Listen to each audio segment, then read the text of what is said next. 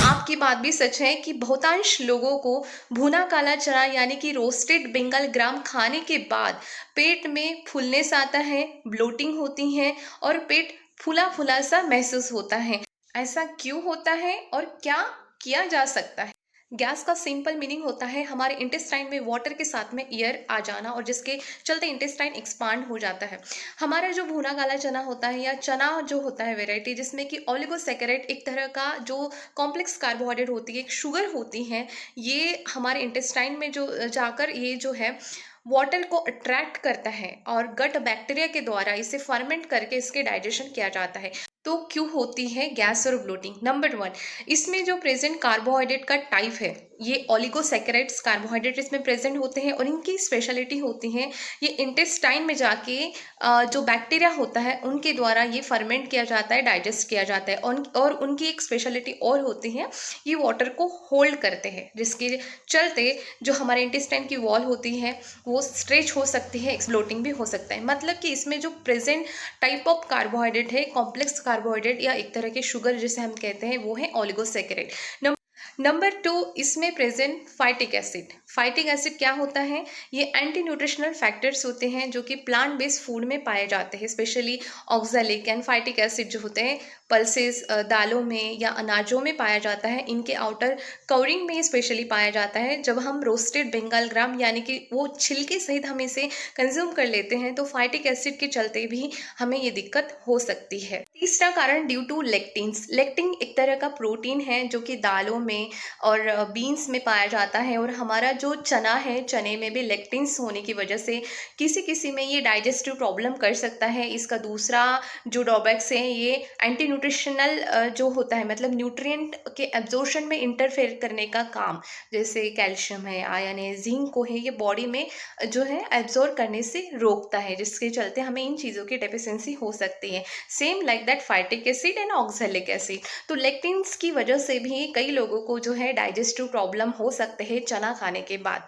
Fourth हो सकता है गट बैक्टीरियल ग्रोथ कम होना या गट माइक्रोफ्लोरा जो होता है, जो बैक्टीरिया, ऐसे बैक्टीरिया, अच्छे बैक्टीरिया जो हमारे डाइजेशन को सपोर्ट करता है, फर्मेंट करता है, फूड को प्रॉपरली डाइजेस्ट करने में हेल्प करता है, जो आपने सुना ही होगा प्रोबायोटिक और प्रीबायोटिक जो होते हैं। इस तरह के बैक्टीरिया की कमी के चलते हमारा गट जो होता है, गट हेल्थ हमारी कमज़ोर रहती है, डाइजेशन हमारा प्रॉपरली नहीं हो पाता है। तो ये भी एक कारण हो सकता है। तो इसके लिए हम क्या कर सकते हैं? नंबर वन है कि ब्लोटिंग यूजुअली जिनको भी होती है तो उनका एक ही फंडा होना चाहिए कि पानी ज़्यादा से ज़्यादा हमें पानी पीना चाहिए। पानी की कमी की वजह से और हाई फाइबर फूड खाने की वजह से हमें ब्लोटिंग होती है। कई लोग जो है वेट लॉस में प्रोटीन ज़्यादा ले लेते हैं, फाइबर का कंटेंट बढ़ा देते हैं, लेकिन पानी की कमी के चलते उन्हें ब्लोटिंग महसूस होती रहती है। ब्लोटिंग कम करने के लिए हमें जिंजर टी, सिंपल हमें गर्म पानी में जिंजर को पीस कर या कद्दूकस करके डालकर इन्हें हमें हल्का गुनगुना पीने से भी हमारी ब्लोटिंग कम होती है। लेकिन सबसे पहले तो हमें एडिक्वेट अमाउंट में वाटर लेना है। दूसरा है गर्म पानी में कद्दूकस किया हुआ जो अदरक है उसे अच्छे से उबालने के बाद छान कर आप इसे पी सकते हैं, तो जो ब्लोटिंग है वो कम होती है।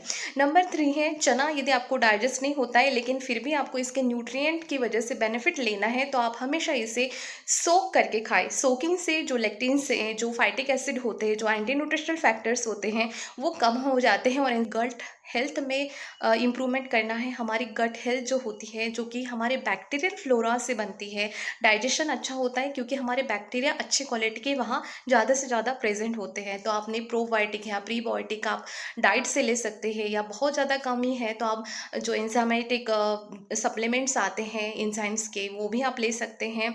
आप डॉक्टर से बात कर सकते हैं, या रूटीनली जो प्रोबायोटिक्स होता है, प्रीबायोटिक, या सिंपली केफीर है, कर्ड है, या योगर्ट है, इस तरह, या ओट्स है, इस तरह का खाना खाकर भी आप जो है अपनी गट हेल्थ को मजबूत कर सकते हैं। और हमेशा हमें भुना काला चना जो होता है बहुत ज़्यादा एक्सेसिव अमाउंट में नहीं खाना होता है। यदि आप वेट लॉस में खा रहे हैं या आप डायबिटीज़ को पेशेंट है तो आपने हमेशा इसे स्मॉल पोर्शन में खाना है और उसके बाद में हमें ये कभी भी खाली पेट नहीं खाना है। इसे हमेशा इन बिटवीन मील्स खाना चाहिए। जैसे आपका लंच हो गया, ब्रेकफास्ट हो गया, तो अब 2-3 घंटे के गैप के बाद में आप इसे एंजॉय कर सकते हैं विद लिमिटेड क्वांटिटी। हमेशा इन चीज़ों को जो है जिसमें फाइबर कंटेंट ज़्यादा होता है, जिसमें फाइटिक एसिड ज़्यादा होता है, इन चीज़ों को आप थोड़ा थोड़ा करके इंट्रोड्यूस करते जाइए, और बॉडी को जो इसकी जो आदत होती है तब जाके आप नॉर्मल अमाउंट में आ सकते हैं। लेकिन हमेशा इसे स्मॉल सर्विंग में आपने जो है अपने बॉडी को फीड करना है। और वॉकिंग बहुत बेस्ट तरीका होता है ब्लोटिंग को कम करने का, तो आप वॉकिंग स्टार्ट कर सकते हैं आफ्टर ईटिंग दैट। और उसके बाद में जब भी आप भुना काला चना खाते हैं उसके 1-2 घंटे के बाद थोड़ा अच्छा भोजन ज़रूर करें, डिनर कर सकते हैं, या उसके पहले आपने अच्छा सा खाना ज़रूर खाएं। तो और लास्टली मोस्ट इम्पॉर्टेंट है कि वाटर इनटेक आपको बढ़ाना है और स्मॉल पोर्शन में आपको खाना है। इसी तरह की जानकारी के लिए आप चैनल को सब्सक्राइब ज़रूर करें, वीडियो की जानकारी ज़्यादा से ज़्यादा शेयर ज़रूर करें। Thanks for watching.